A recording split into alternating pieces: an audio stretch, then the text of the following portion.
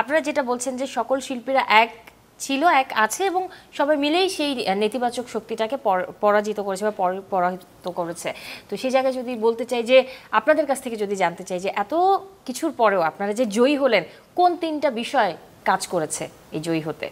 কোন তিনটা বিষয় আমি জানি না, বেশ কয়েকটা ফ্যাক্টরস কাজ করেছে। এক হচ্ছে ভোটার যারা, আমরা যারা আর্টিস্ট যারা, তাদের মূলত একটা ইয়েই ছিল, তারা সবাইকে ঐক্যবদ্ধ দেখতে চেয়েছে এবং তারা ভোটের ক্ষেত্রে, এটা আমার কথা না,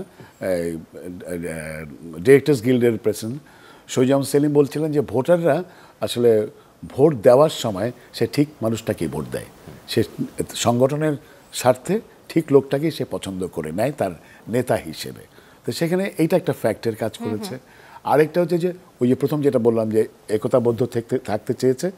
আর এই প্রথম থেকেই এখনও এটা আছে আমাদের মধ্যে, খুব অল্প কিছু লোক ছাড়া, যে আমরা আর্টিস্ট, আমরা অ্যাক্টর্স, আমাদের আর কোনো পরিচয় নেই।